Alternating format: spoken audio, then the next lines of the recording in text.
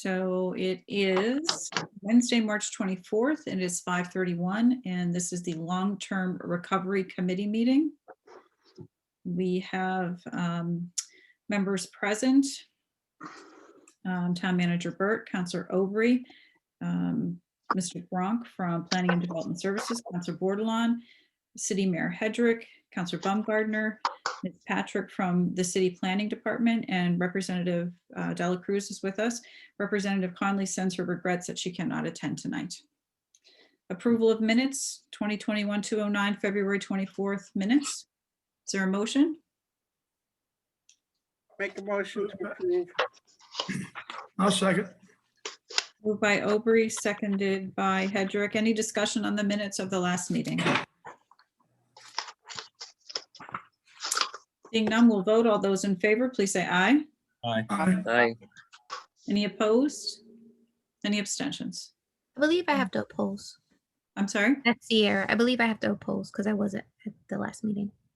Well, Okay, you could abstain. You would, Or yeah, usually you'd abstain, abstain. I'm saying sorry. that's okay. So 8 in favor, 0 opposed, 1 abstention. Patrick. All right, thank you.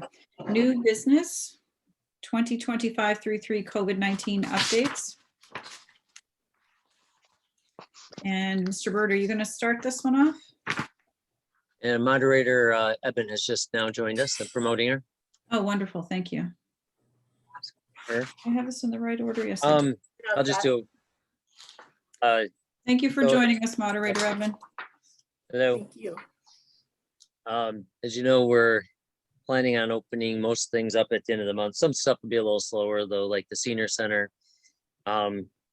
But I'm keeping a close eye on the numbers. I know there's a little tick up in numbers in the state, but the hospitalizations have remained level. So we'll see what happens.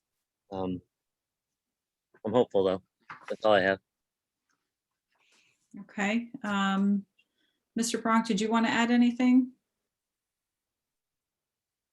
Yes, thank you. I know we've talked about the PPE grant for quite a while. We did finally get that authorization from the Department of Housing, so we can proceed with the bid. The bid goes out this week. I believe it's roughly a 3-week turnaround. And just a reminder, we're building a stockpile of PPP equipment in the event that we are faced with another shutdown or extreme situation. So it's not necessarily intended to be a replacement for our normal operating supplies. It's in the event that we need supplies immediately and they're hard to come by or possibly maybe not even affordable. So that's the intent at this point in time. So we are moving along, which is great news. Wonderful. Can I ask a question? Certainly. Oh, is that mostly going to be masks and gloves, or what does that encompass? Good question. It, of course, will include masks, gloves, but other equipment as well. Plexiglass, sprays. We have some Tyvek suits. We have some face shields as well. There's probably a listing of 20 to 30 items that we're looking to procure. So it's not only for the public, but possibly first responders as well. Does any of that stuff have a shelf life where it degrades? Yes, some of it does. And that's something we learned along the way, particularly the hand sanitizers. There is an expiration on that. We had conversations with Pequannock Fire about that. It's interesting. They go through a lot of PPE. They offered possibly that we could swap out equipment with them. So let's say we have a few boxes of hand sanitizer and it's going to expire in 6 months. We might be able to take their new sanitizer, hand sanitizer, and switch it for the sanitizer that is going to be dated because they will use it immediately. So we're trying to extend the life the best we can. Thank you. Very good. Mayor Hedrick, do you have anything from the city? Yeah, a couple things. One, we're going to open on April 5th. We're going to go Monday to Friday, 8 to 4. And we're going to remove the greeter, so the greeter won't be there, but we will still require masking and distancing. We have cleanliness protocols in place that we're going to continue to do. We are continuing with our food drives and our vaccination clinics. So we're going to continue that.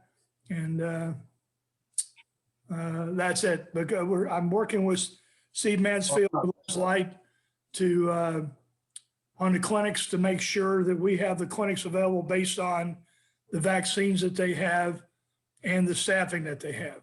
So, because they don't find out what vaccines they're going to get until the Friday before. And that's what they base their staffing on and base their clinics on, is when they get notified how much vaccine they're going to get for the next week. So in case you didn't know. And that's it. Thank you. Representative Dela Cruz.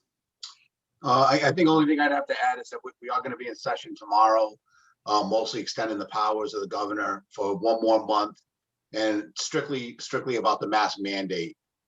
So he's going to still be able to control if it stays on or goes away. His powers are running out on that, and I think it's good.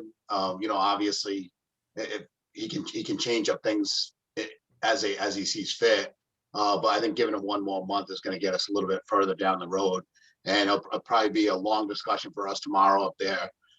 If you guys are looking for PPE, I know the state is doing the same thing that you mentioned with the fire department about replacing stuff that's about to come off the shelf. But if you're getting stuff that's almost expired, I think as a municipality, you're not going to put that on your shelf either. But maybe it's something we can work with, because I know contractors would take them and use them. They're not trying to prevent disease. They use them to keep dust out of their lungs. And maybe that's an avenue. I know they've done it statewide, where when they were running out, they just gave them to businesses with the note saying that, this isn't for protection anymore. It's, as far as medical goes. So maybe that's something that you could look into. Local contractors that are looking for stuff, PPE, maybe. But that's where we're at statewide. Not much is moving. And I'll know more tomorrow about how that goes. I'm assuming it's probably going to be a party line vote tomorrow on giving them more power for one more month. But again, it's just relating to the mask. So. Thank you. Okay. Does anyone have questions for any of the speakers? I do. We'll go on to the next item. Mr. I Burt? do, John, for Representative Dela Cruz. Yep. What's the current date that the powers expire? I forget. I'm off the top of my head, I don't know. I know we're extending them tomorrow, and I believe it's going to go just about till the end of April. I know we're coming up on the date now. That's why we have to go in. I think it's sometime next week, maybe late next week. But when we vote tomorrow, extend it till almost the end of April. So with the current though expiration, will these remote meetings no longer be authorized after that? Yeah, because that's through executive order. Remote meetings, as far as which ones? Like this, that we can only do these because of executive order. I can ask tomorrow. I'm not sure if that's. I know that we're talking about the mask, and that's why we're extending it. I don't know what that's going to do for the rest of the orders, but I can find that out tomorrow for you. I appreciate that. Yeah.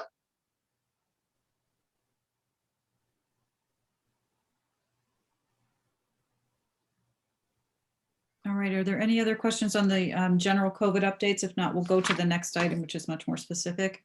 I was just wondering, I don't know if we got anybody here to answer it or not. I was just wondering how our schools were doing. They were open, closed, open, closed. Oh, that's going to be, everything's going to be up in the air as far as, because I'm hearing town by town. I know London had a small issue. Old Lyme right now is a school that's closed that they weren't expecting was going to close. I think this is all going to be kind of a mixed match thing. It's going to if one town's gonna be very, very lucky, and there's gonna be some that go through some tough times, you know, teachers getting it, students getting it. So it's gonna be tough to pin down, you know, what happens to Groton only. It's all based on what's, you know, kids showing up with COVID. And I think, you know, Mayor Grantowski is a teacher, and, you know, any day you could be called and say that a student was in your class, let's say, with COVID. And now what seemed to be doing great is not so great the next day. So I think it's going to be a moving target. I was shown by someone today, notices just went out that there were 2 more cases in the Groton schools that they were notified of. So it's still out there, and you know, it's going through the schools. So let's just hope that people listen to the health district and do what's best for the kids and for the teachers. So I will leave it at that. All right, let's go on to the second item, which is kind of a new item, 2021-208 American Rescue Plan discussion. I don't know who wants to lead this, Mr. Burt or Mr. Bronk? As you know, we've been notified that we'll at least receive 3.7 million as a base from the ARP. It's thought that we'll likely get some more from the county distribution, but we're still waiting to hear that. And we have no guidelines yet on, you know, we have some broad information on the types of things the money can be used for, but there's no guidance at all yet. Now, Paige, I think you said that the governor is going to be pitching his ARP plan April 26th, I think. Is that what you said in an email to me? Oh, you're muted. Sorry about that. I was on a Connecticut Economic Development Association board meeting yesterday, and a representative from DECD stated that the governor is making his pitch the end of April as to what the plan was for releasing the funding. So that seemed to infer we're a few weeks away. The other thing I had noted in doing some more research, basically municipalities have until the end of 2024 to expend, and half of the funding will be released at first, followed a year later by more funding. So we're eager to get the funding, but it doesn't appear that it's going to show up tomorrow. I think it's going to be a little while before. They estimated about 90 days from when this was first announced that the money would be around then, likely. Yes.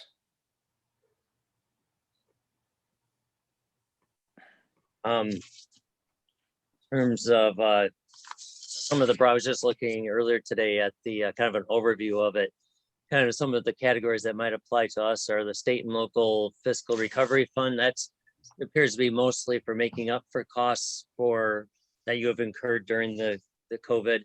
We've done well on getting reimbursement, so that's not a big thing to us, but it can also be used for ongoing issues related to COVID too. So, but as of right now, we're doing pretty well on that. Capital projects, and with the focus being infrastructure, that would, like one of the things expressly named is the digital divide, getting fiber, getting Wi-Fi to everybody, to make sure everybody has it. That's one of the things mentioned, but it's things to address inequities in health and that type of thing. Homeowner assistance fund for things like eviction. Now you probably saw that Unite CT that has funds available started a week or 2 ago. That is only for rental assistance. That is not for homeowner mortgage assistance. So some of these funds will be able to be used for both rental and homeowner assistance through the governor allows that. But those are kind of the biggest categories, and they'll probably, I think, Paige, my take is there'll probably be quite a bit of flexibility in there, you know, but we'll have to wait and see what the rules are. Did you say businesses also? Yes, yeah, sorry, yes, also businesses. Thank you. And I think that they're developing a template for how they're going to give the money out. Like you mentioned, the obvious ones. I think Alliance District is going to come up and that's what we are right now. It's obviously we're not happy with where our kids are performing, but we're also understanding that we're our community is what it is, and we have the military here, so I want to look and make sure that we can define ourselves as a military community, because I think that's going to entitle us to get some extra funds that, it sounds like a money grab to some people when I mention it in Hartford, but the reality is we have challenges that they don't.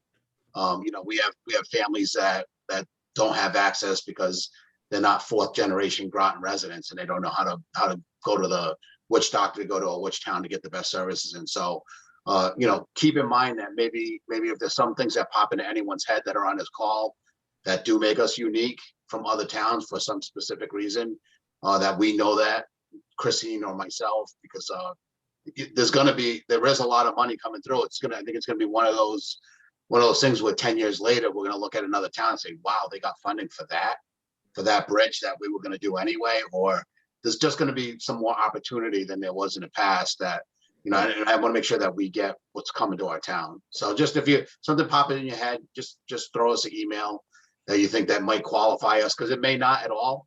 But a lot of times it's just me simply forwarding the email to my liaison or to the person that's helping me up in Hartford, and they can say, no, that's not going to fly. Or they can say, there's 2 other towns that are doing a very similar project. So just to keep that in mind. And one thing I want to be cognizant of, I think there's going to be a lot of eyes on us publicly, locally. So I want to be, careful in how we spend that money and making sure we don't do anything to embarrass ourselves.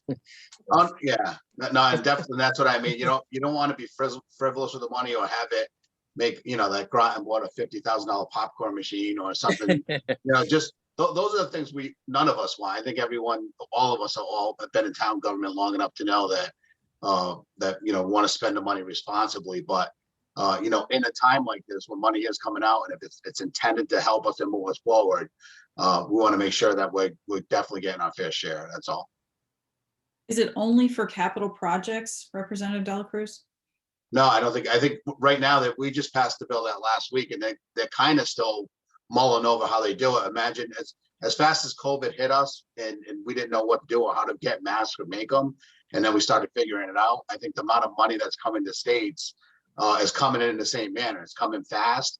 And it's gonna be, how do you spend it type thing. And, the way that we spend money in a state is responsible. We make people typically they go through a whole process where it's vetted, where, town officials make sure that it's what they need. And then before the shovel goes in the ground, the state knows what they're getting into. I think it's gonna be a little bit different. I think because it's coming so fast and we think about that when Paige said spent by 2022. It took us 6 years to develop our school plan. We've been talking about the bridge that goes to Groton Long Point since I was a counselor in 2014. It sounds like a long time, but it isn't. And that's why I think if something does pop in our head that we think qualifies, like a capital project, those are easy for me because you can sink your teeth into them. We know that we have to do it. If it's funding for something a program that we don't have yet, I think that may be tougher. But I think if there's a capital project that certainly, I think of the Groton Long Point Bridge because, they're talking about fire trucks not being able to get over that. And we're talking, this is a kind of American Rescue Plan. It may fit into some box up there in Hartford. That would be good. Thank you. Yeah, we'll have to talk about that as far as the other funding and how it would jive. But yeah, we certainly have no shortage of projects. Councilor Bumgardner? Thank you, Madam Mayor. A couple of weeks ago, the governor called me, and that doesn't happen too often. But we talked about the importance of offering wraparound services to kids right now, especially beginning in the summer months and in the foreseeable future, potentially in the afternoon. And I think the desire up in Hartford and certainly in, I think, many communities throughout the state, and I would hope here in Groton, is that we start offering more enhanced after-school programming to to our youngsters right now. You look, it was mentioned the digital divide, for example. There are many families that have had issues connecting with the internet and connected to their remote learning. And my question is, what can we do to ensure that in the future, students have access to their home, to completing their homework in the future when parents begin to return to work and we start returning to some semblance of everyday life. So, that's certainly a priority of mine. I think that's why it's especially critically important that we communicate with the Board of Education to ensure that there isn't, there is a synergy in terms of, how we best spend the dollars that Groton will be allocated cumulatively. Obviously, the Board of Education will be receiving $7 million and our share will be about 3.8 million. So, we definitely look forward to working with our, Board of Ed partners as well to ensure that we're, developing a plan that, that where we can, obviously best help our students moving forward. So again, these are good problems to have, and certainly appreciative of our federal delegation for, fighting tooth and nail to ensure that, we got, our fair share of dollars coming from Washington. Again, just hope that our recovery is kid-centered as well. Yeah, this is John. I very much agree with that. Parks and Rec might have a dovetail well into that too. They team up with the schools on some programs, and there might be some good after-school programs or during the day that they could do too. Yeah, to add what you guys are saying, I think as horrible as COVID has been for students, for all of us, what we did learn was, I get to talk to people and from across the state, and when we tell them that we have so many, what the percentage of kids that don't have internet access in Groton, they don't understand that. They're from areas where every kid has not just a computer, they have 5 computers, and if theirs is broken, they can use their brothers or sisters. If anything, this COVID did was it actually it put a spotlight on our inequities, on what's different, and it's good to have other reps from other towns kind of understand that now. Even reps from their own towns. We have people that live in the country that just thought everybody was doing just fine, and they're not. And I think that's going to certainly make people, hopefully, we still have to have votes and people still have to support these kind of projects. The one thing I would caution is when you do those wraparound services now, I know when my kids were young, all of a sudden you have this reliability that there is this wraparound program that we created something, and 2 years from now, 2024 ends, you don't want the council or the next council to be searching for money that's not there anymore, and having to end programs that were started that again, I always believe that, once a program is started, a lot of times we get to see the success and everyone shares that success and you want to fund it. But 2 years from now, I think budget's going to start. That's when I think budget's going to look different. Right now, we're all running on a high octane $1.9 trillion package, plus the other $2 trillion that was passed before that. Money is flowing, but I want to create programs and that we're not going to be able to support, but you do need to.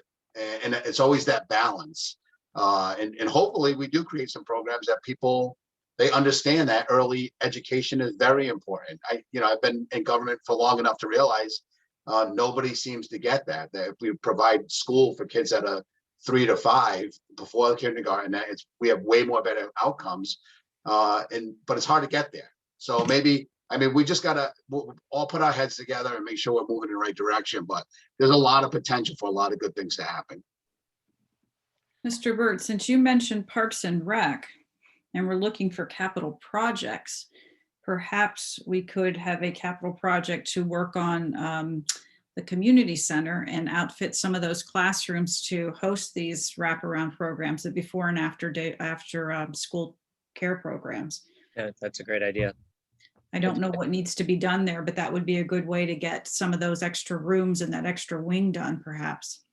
I do think, though, just my own personal opinion, our first priority is to figure out how much money we're going to need to help businesses and foreclosures, all that stuff. Councilor Bordelon. Thank you.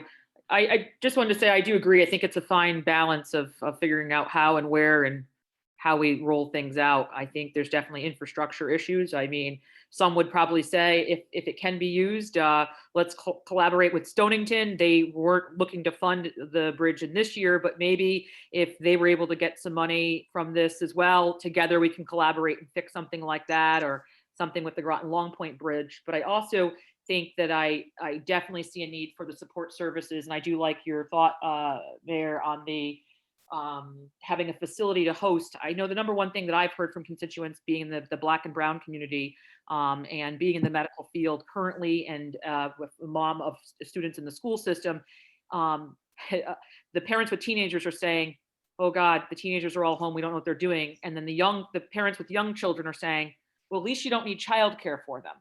And the need for childcare at a moment's notice when the school has to shut down because they don't have the staffing or the numbers, parents that are trying to keep the jobs after they're slowly returning have nobody last minute on a Monday to support these children. And so having these programs would help enhance the well-being and get people stable in their jobs and able to return because they have hit a huge financial burden.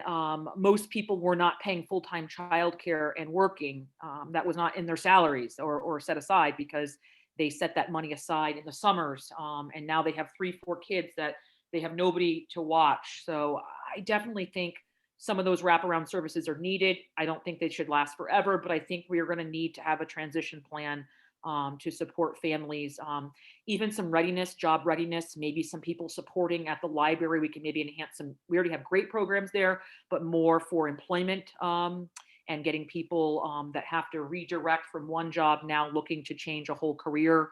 So there's a lot of different things that I hope that we could use that for to assist not only the businesses as well as people that are foreclosing, but definitely enrichment and enhancement. Also hoping to see education, maybe have some tutoring programs for folks and things in the summer for children who need to close those achievement gaps. So those are the thoughts. And I've been seeing some mobile units pop up, some different towns that were talking about that, even rides to go get vaccines. Folks, some people just take for granted that they might live outside the area and have no way to get to New London to get a vaccine. Well, they're starting a mobile unit in certain towns where people are dropping in cars and they're bringing them to the shots. So these are things I hope to see. Thank you. Moderator Ebbin, did you wish to speak? Yes, I mean, I don't know what, what the process is of kind of converting some of the CIPs on the horizon with the what is it called, the fields, athletic fields. And I mean, there's some big ticket items and I don't know. One thing I was thinking of though, when Councilor Bordelon was speaking, is just the real use of, kind of additional use of open space that has occurred during the pandemic has, I think, really shown how important it is to have these areas where people can get outside and, exercise and, socialize at a distance easily and kind of regain their equanimity. And so I would just put certainly open space acquisition up there as probably being a pandemic related need. And, perhaps maybe not selling all the open space, selling open space that we have at the town and perhaps just using it as open space. So. Thank you. Mayor Granatoski, Yes. just wondered, Grasso Tech has a retraining program, is that right? For people who have lost their jobs, is kind of through Three Rivers. I heard something about that. Is that Right. So something? there's the Eastern Connecticut Workforce Pipeline, I believe is what it's called. And it is collaboration between Three Rivers, Electric Boat, then the tech schools. And when the high school day ends, the adults from the community come in and they use our facilities with staff from Three Rivers and other members of the community that have been hired by the workforce, the workforce pipeline, and they do training there. So I know we have a really strong welding program. We have a strong computer-aided drafting program that is used for adults in the community. I don't think the other trades are in on it yet. So pretty much it's just welding and drafting at this point, but they're training them to walk right into a job at EB. And just to add another thing, for the East Forest Investment Board, they also have a online classes for other manufacturing fields, and then also the health pipeline, and I believe that they'll be coming out with an IT program in the coming months. Just something for you guys to keep an eye out for. Thank you. I didn't know about that. That's wonderful. Is it Three Rivers as well? I think some of the other programs, I think they partnered with other organizations. So I don't know if it's Three Rivers for all of them. Okay, thank you. You're welcome. Councilor Bordelon. Thank you. I was just going to say, and one of the after serving on the Ledgelight Health Improvement Collaborative, they might be a great resource to have them come out and maybe give us some ideas of what the needs are locally. They did a lot of stuff with looking at what things were created based on this pandemic and the gaps that were created in social, economical, and medical areas. I know Jerry also attended some of the health improvement meetings. I would see him there from Groton Parks and Rec. But to Simma's point, the open space thing, I know I had presented, Pequannock Plains Park, one of the great things to have that was an outdoor walking park during the pandemic, because people could not go to gyms, and with it getting dark early, having a space where maybe some solar low-lying lights towards the ground could be a way where people could walk, after work, at 4:30 when it's dark, and still go there and walk till about 6:30 or 7, and then those lights that are low to the ground would then turn off, being solar powered. So things like that I think would be great, a great asset to have in the town, a place for people to still get out and exercise and have that ability to kind of keep going through this. A lot of people that were down there kept saying, gosh, I wish, I had somewhere else to walk once it got dark, because I'm so used to going to the gym at 8 o'clock when I get out of work, So I think looking and thinking outside the box, but I think we have a great group of staff that could figure out a lot of these things, and maybe even people to help direct people to these programs at the Three Rivers. Some people just don't know they're there, and there's a bit of people are down in the dumps right now and kind of need people that are going to show them the light and how to apply for these things. So people that have never needed to use these resources don't know how to access them. So thank you. Mr. Gronk?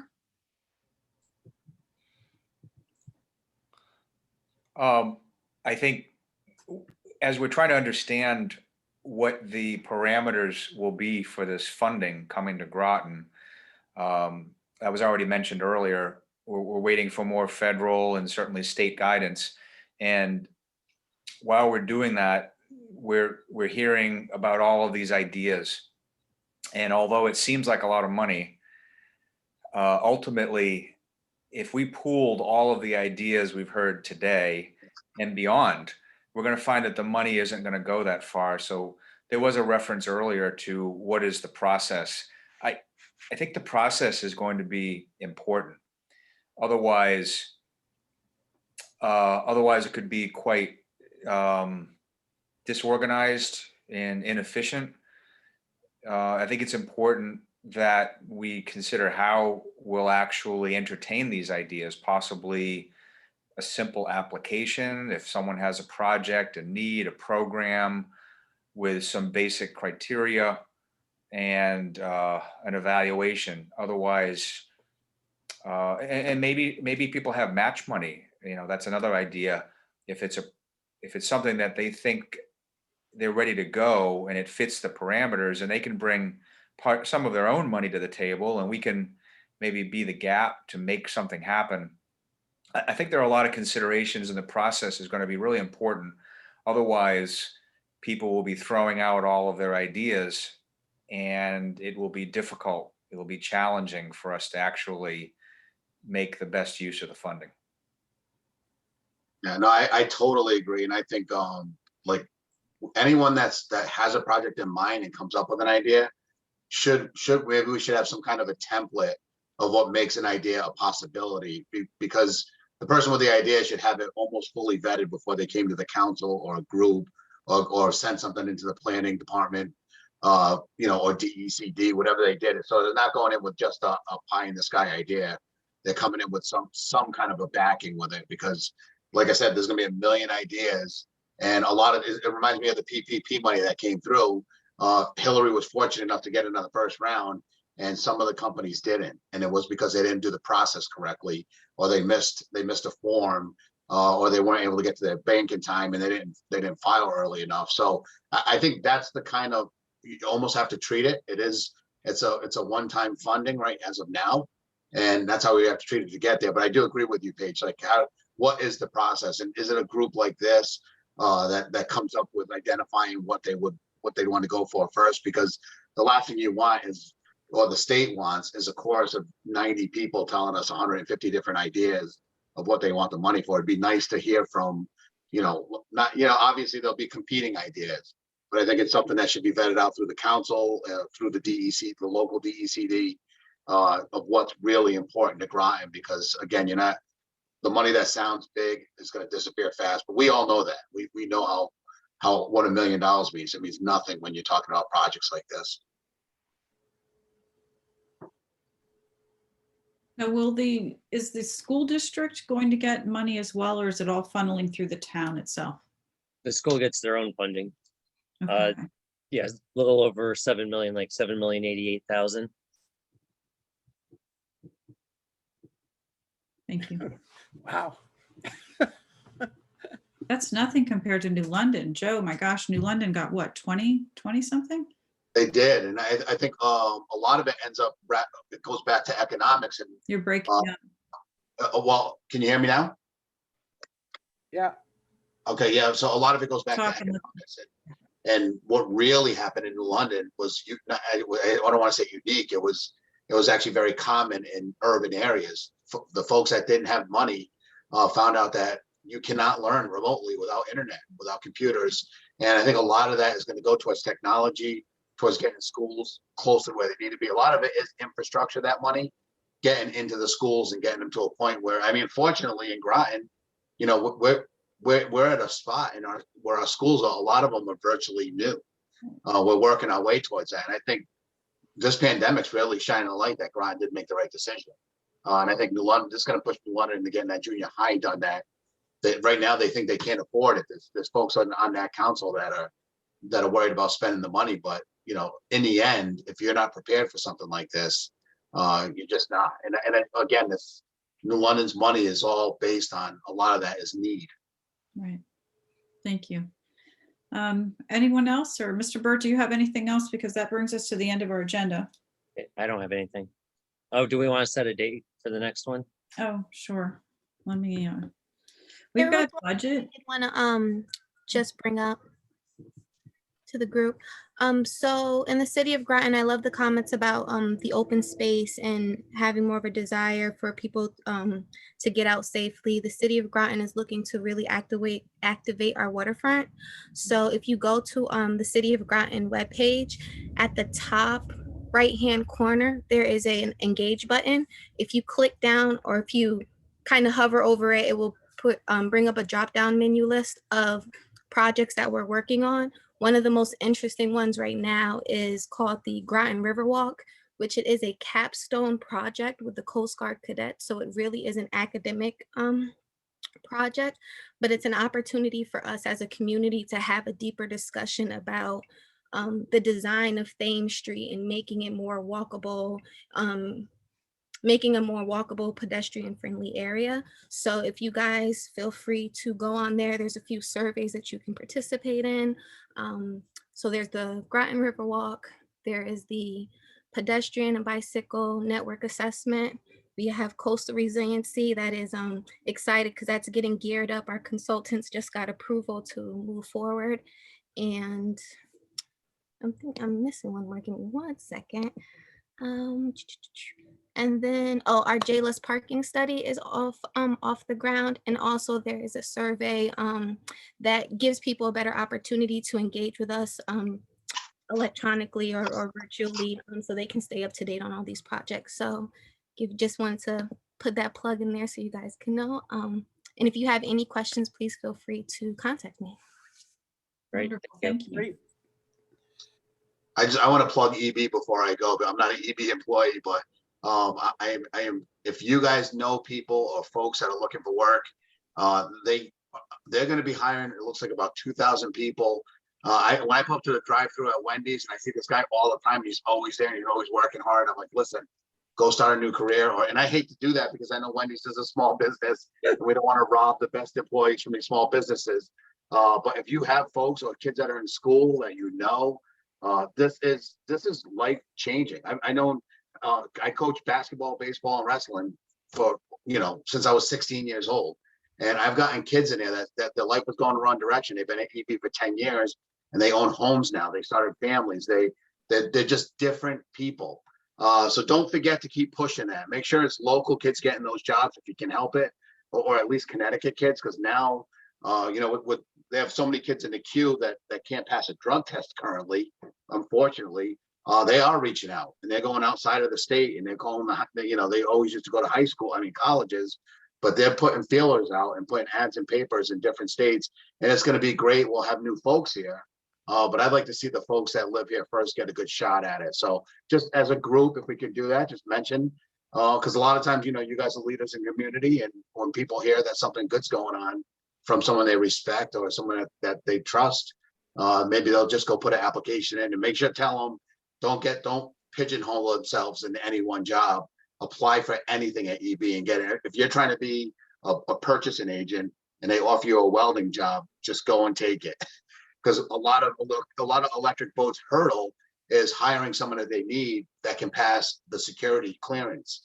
So if they get in any other form, even if it's janitorial, once they're in and they have a badge, and then there's this dream job that they always had, then you apply from within. Because then that's how a lot of folks that are saying now that, well, I saw this job that was open in electric boat and I applied for it and they never called me. Well, they never called you because the guy that was in the janitorial staff, he applied for it and he got it. So just keep that in mind when you're telling people, because I hear a lot of frustration from people saying that EB can't be too interested in hiring because they never call me back. It's because they're pigeonholing themselves into one job. Could I ask you a question, Joe? Yeah. It's not a little off subject here, but since I've got you, how much do you think we're going to be affected by the expansion that EB's doing up at Quonset Point? As far as losing folks for work or for? Well, my understanding is that they're going to try to do a whole lot more in the shell before it comes down here. And that the major motivation is the fact that they're not unionized in Rhode Island. And I took a ride up there, and it's just huge now. And they got two more big buildings coming, and it worried me to see what's happening. Well, we're always worried, but there is synergy between them too. It's the same company, essentially. But the amount of work right now that Electric Boat has cannot be completed by just Electric Boat alone. In fact, they used to have about 10,000 outside vendors. We're one of them at Hillary. They're saying they're down to almost only 5,000 vendors. And there's a lot of things that are happening now with cybersecurity that's knocking a lot of the vendors out. So EB can control that yard up there. They can control security. So they're going to move some stuff there. But I assure you this, that the amount of work that's going to need to be done within the next 20 years, EB will not be able to handle it. And the amount of people that they need down there in that yard is going to be substantial. And there's a fact down there that there's a age gap. They have a bunch of people that are 55 to 65 years old working, and then a bunch of people that are 18 to 35. There's a gap from 30 to 55 of people that got laid off and went and got different jobs and don't work at EB anymore. So there's going to be a big retirement coming up too. So there's just the need for the big concern that everyone has at the EB meetings. Are we going to be able to meet the deadlines for the United States Navy? And right now it doesn't look that way. Not with the workforce we have or the one that we need. And that's why EWIP's so important. That's why the comments that and Patrice, you even sharing what's happening to me at the school, I think it's vitally important. I run into kids every day that say I don't know what I'm going to do. I'm like, have you tried EB? And they go, what do you think of EB? What do I think of EB? I think that's an excellent opportunity for anybody with a high school education. And that's what we really should be pushing. And hopefully we get those kids to those jobs because they're great jobs. But don't worry about them stealing work or taking work from us. Maybe down the road when it thins out, but right now, 20 years of work, we don't even have the big building up, and it's going to be, I think, right now 6 of those Columbia class coming out, the largest submarines that the United States Navy has ever built. There's a lot of work. Thank you. Appreciate it. Councilor Baumgartner. We'd be proud it's a Union shipyard. And I know you'd agree with that, Joe. Oh, yeah. But unrelated to EB, we've got all the players here at the table today, or most of them, in terms of the leadership here in the town and city. And Joe mentioned that Representative Dela Cruz mentioned that the governor's executive orders may expire either next month or the month after. I believe that date, by the way, is April 20th. Yeah. And then the governor's looking to extend it at least another month. And it'll be up to Representative Dela Cruz and the rest of the legislature to grant him that authority. But I think we should just keep in mind that there have been dozens upon dozens of boards and local commissions that have met remotely. And that was permitted by the governor's executive order. And so once that order is up, we could be back in the position of having to meet in person. And I think there is some value to that down the road. However, I've talked to a lot of board and commission members that have enjoyed meeting remotely. It has enabled them to participate civically, but also not sacrifice their own personal lives and their responsibilities. And I know this also relates to the city of Groton, so I'm happy to see Ms. Patrick still here. What our path is moving forward. Is that an ask we need to make to Representative Dela Cruz and our legislators to pass at the state level? I'm not sure what the process is, so nobody has to answer that, but just wanted to put that idea out just in the case we want to continue doing that. Even if there are some of our elderly board and commission members that are not comfortable meeting in person again. Point taken, for sure. I would agree. I've been asked a few times about the RTM, and I'm very reticent to meet in person with a body as big as the RTM is. I teach at the university, and my students and their families are getting COVID, and some of my students have poor mask wearing behaviors, and for the most part, this semester, they're pretty good. Last semester, it was a different kind of ball game. But, I feel like until a really substantial part of our population is vaccinated, and we're really confident that the vaccine is defending us against these variants that have now worked their way into Connecticut, I really don't feel the risk of meeting in person outweighs the benefits. And in fact, I think that transparency and public, certainly kind of participation in some of these processes is actually much expanded remotely. I agree. This is John. I was just looking, I thought I heard there's that bill out there that would allow things like continuing the expansion of flexibility on outdoor seating for restaurants. That same bill, I think, has some language for allowing some remote access to meetings. I don't know how far that goes.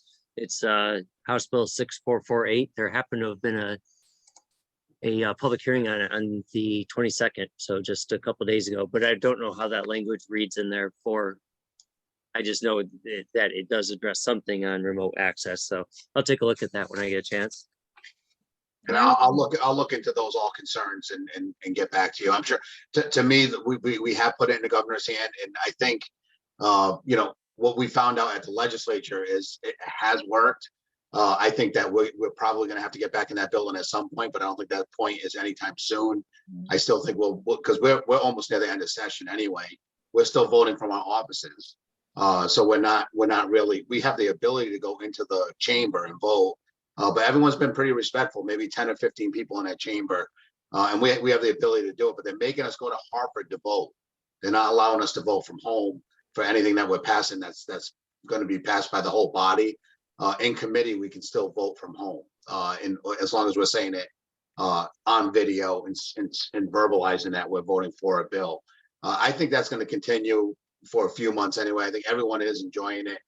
We talked about moving it even past that beyond COVID. I think, we may be saving the economy a lot of, or at least greenhouse gases a lot by all these folks not driving across the state a lot of times for a 5-minute vote. So but I do appreciate you guys' feedback on that, and I'll certainly support something to keep moving that forward. It is a real serious health concern. I mean, we have members of our boards and commissions who are in no condition to be meeting publicly in crowded meeting rooms.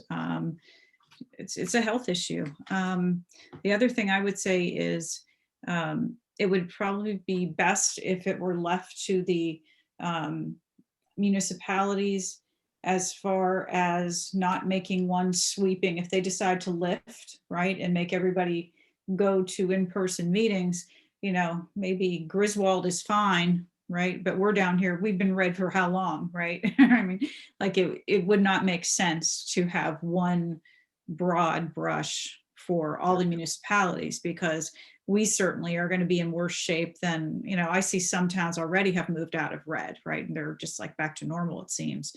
And we're not there. So I would really say, please advocate for us to be able to keep meeting like this, just to protect our volunteers. We are all volunteers. I can agree with that. And I think, coming from the medical field, even though I have both of my shots and have been vaccinated since the first week in February, I'm thankful for that. But, I'm still in close quarters with patients. I'm with patients without masks because of the type of work we do. And, quite frankly, we all need a break from the mask. I have to say, I mean, our bodies weren't meant to be, these medical masks in my field were only used when we went in certain procedures that were sensitive. And now we're wearing them all day, 10, 12 hours sometimes. So some of it is just the burnout from the mask and just needing a break. And then having to go into another 6-hour meeting after a 10-hour workday and having to be in a mask for another 6 hours. So this remote gives you that opportunity to have a bit of a break. So, it's also that there is the need to get out of the mask. Thank you. I agree. All right.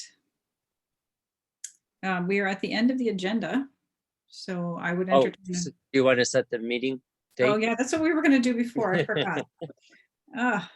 So we're in the middle of budget.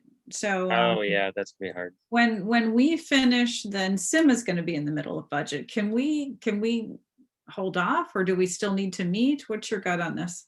How about, as soon as we get that guidance in a few weeks, hopefully, won't we meet as soon as we get that, or plan something right after that?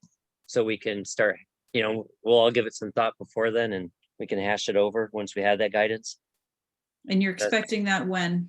We're hoping within the next 3 or 4 weeks. So do you weeks. want to set a date, or do you Well- not want to set a date? I'm not understanding where you're Oh, going. what was that date again, Paige? That wasn't till late April, was it? What was the date? I thought it was April 26th at the Oh, governor's so it's gonna be a while, yeah. plan. And we are right at, we have to adopt the budget on the 27th is our last day to adopt. And then Sima jumps in and has to have her hearing. Right. Um, Our usual date would have been probably the 28th. Right. Sima, do you know when your public, I'm sorry, Moderator Ebbin, do you know when your public hearing is? I believe, sorry, I was on mute. I believe it's that Thursday, which is that the 28th, 29th. 29th. I think that's when it is, but I would have to double check the letter I wrote, but that's my understanding is that's set that Thursday, the 29th. So then our last date, our drop dead date is the 27th for budget adoption. There's a Wednesday break in between, and then Sima starts budget the following day. So really the only day would be the 28th would be the last Wednesday if we're going to do this in the month of April. I can check really quick. Can you hear me? I can check the letter real quick while we're on. If you just Okay. hang on a second. I didn't memorize it. Well, why not? Yeah, actually, maybe I put it in. Hang on. Okay. Oh, I did. Yeah, actually, I'm so smart. I did put it in my calendar. So it is the 29th, it looks like. So then the only day, the last week is the 28th, really. Well, we could do, I don't know, you don't want to do a Friday meeting. Because, Patrice, I have the town council budget down on the 28th for some reason. I have a meeting there from 6 to 8. On the 28th? I do, but maybe that was done in error. I don't know. Let me look. Updated budget review. Let me see. Maybe I put it in wrong. That's possible. Monday. Oh, the 27th is the regular meeting of the COW, where we would consider resolutions to adopt the budget and then a special meeting of the council to adopt the budget. So that would happen on Tuesday. The 28th is the drop dead date. So we really should have it all done before the 28th. I think that's why I I'm looking did it at for the it. 29th was because of that. The 28th is actually your date. I think the next week would probably be a lot better. Not for me. You're right. Then she starts. Sorry about that. Same thing with me. Yeah, I'll be there too. The intention from what I'm looking at, the updated, Mr. Burt, I was looking at the updated budget calendar sent on the 5th of March. And in that is where the meeting to adopt the budget is listed on the 27th. Why Yeah, don't we say the 28th? We And could if always something, change, yeah, we could change it. yeah, if something goes horribly awry, Okay, the 28th what are of the odds? April. Right. And what time are we saying? 5:30 again? Yeah, good. Okay, all right. And now I will entertain a motion to adjourn. Motion to Your adjourn. time, Sir Charles.